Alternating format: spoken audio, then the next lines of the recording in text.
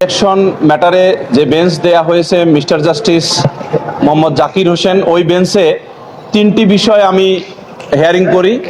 একটা ছিল রংপুরের এমদাদুল হক ভরসা এবং রংপুর জেলার বিএনপির কনভেনর মোহাম্মদ সাইফুল ইসলাম এবং কুড়িগ্রাম জেলার বিএনপির মেম্বার সেক্রেটারি কায়কোবাদ হোসেন সোহেল।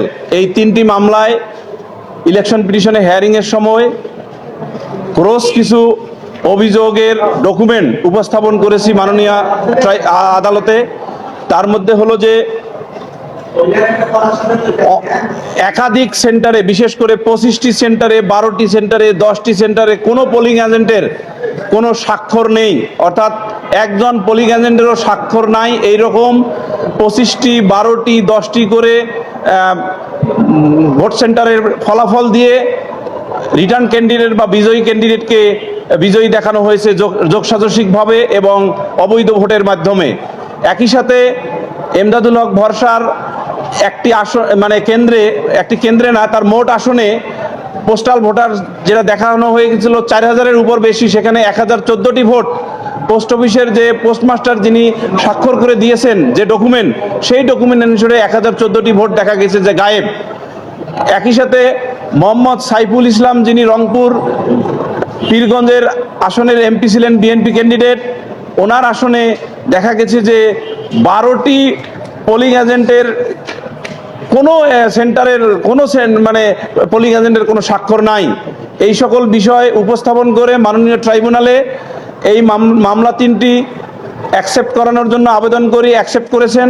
একই সাথে মাননীয় ট্রাইব্যুনালকে আরপিও 1972-এর 42 আর্টিকেল অনুসারে যে সকল ভোটের ব্যালট পেপার এবং অন্যান্য বিষয়গুলো রিটেইন করতে হয় রিটার্নিং অফিসারকে, সেই সকল বিষয় ইলেকশন কমিশনকে নির্দেশ দিয়েছেন মাননীয় আদালত যে এগুলো আইন অনুসারে যথাযথ প্রক্রিয়ায় এগুলো হেফাজতে রাখতে হবে এবং যখন মাননীয় হাইকোর্ট ডিভিশন শুনানির যে কোনো পর্যায়ে যখন তলব দিবেন, এগুলো যেন ইনট্যাক্ট অবস্থায় থাকে এবং ইনট্যাক্ট অবস্থায় যেন উপস্থাপন করা হয়।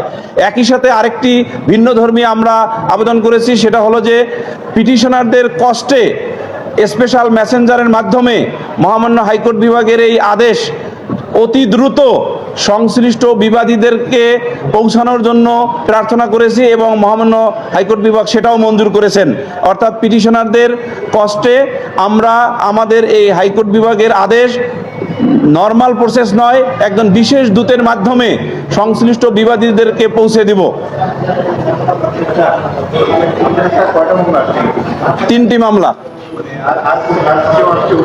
না, আপাতত এই 3টি মামলায় এসেছে। এই 3টি মামলায় একত্রে আজকে শুনানি করা হলো।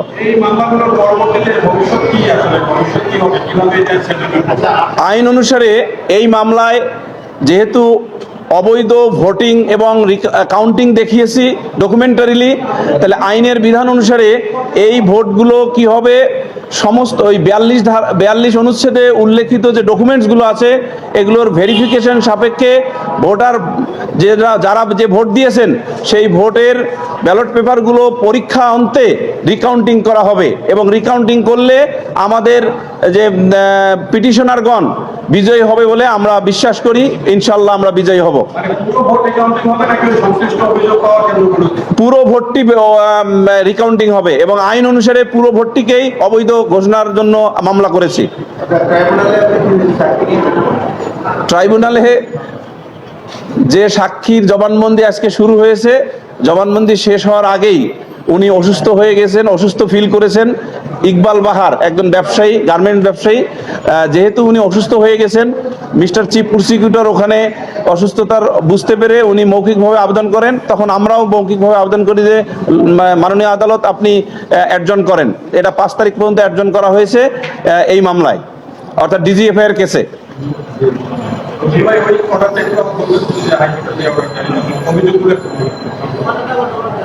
অভিযোগগুলো মোট মুদ্রা কথা হলো যে অনেকগুলো সেন্টারের রেজাল্ট শিটে শুধুমাত্র প্রিজাইডিং অফিসারের স্বাক্ষর আছে, কোনো পোলিং এজেন্টের স্বাক্ষর নাই, যাহা আইনত অবৈধ। তার মধ্যে আমাদের কুড়িগ্রামের যে সোহেল হোসেন কায়কোবাদ, ওনার 9টি আসনের 9টি কেন্দ্রের ভোট কেন্দ্রের যে ফলাফল শিট সেখানে কোনো প্রিজাইডিং অফিসারের স্বাক্ষর নয়, আরেকটি কেন্দ্রে 100% ভোট দেখানো হয়েছে, যেটা অসম্ভব। আবার এমদাদুল হক ভরসা, তার হলো 25টি কেন্দ্রের ফলাফল শিটে দেখা গেছে যে কোনো পোলিং এজেন্টের স্বাক্ষর নাই। আর সবচেয়ে ভয়াবহ যে জিনিসটি সেটা হলো যে মোহাম্মদ সাইফুল ইসলাম, যিনি রংপুর জেলার বিএনপির যে কনভেনর, ওনার 12টি সেন্টারের একই অবস্থা, অর্থাৎ পোলিং এজেন্টের কোনো স্বাক্ষর নাই। আরেকটি ভয়াবহ ঘটনা ঘটেছে, যেটার পত্রিকা কাটিং আমরা দিয়েছি। ওই এলাকায় গোলসিল ব্যবহার করা হয়েছে, অর্থাৎ একজন সাধারণ মানুষ যখন ভোট দিতে যায় তখন তাকে এই প্রিজাইডিং অফিসাররা যারা কনস্পিরেসি করে তাকে হারিয়ে দিয়েছেন বলে আমরা অভিযোগ করেছি, সেই প্রিজাইডিং অফিসার, সহকারী প্রিজাইডিং অফিসার সেই সহজ সরল ভোটারদের কি করেছে, একটা গোলসিল দিয়েছে, যে গোলসিলটা সাধারণত ব্যালট পেপারের নিচে পিছনে থাকে, যেটা সাধারণত প্রিজাইডিং অফিসার এবং সহকারী প্রিজাইডিং অফিসার স্বাক্ষর করে ব্যালট পেপারটা ভোটারকে দেন। ওনারা দিয়েছেন এই সহজ সরল ভোটারদেরকে গোলসিলটা। তো গোলসিল যখন মেরে এনে দিয়েছে, কাউন্টিং এর সময় এই গোলসিল মারা ধানের শীষ ভোটগুলোকে বাতিল করেছেন। সেই অভিযোগের পত্রিকা রিপোর্ট আমরা ওখানে সংযুক্ত করে দিয়েছি।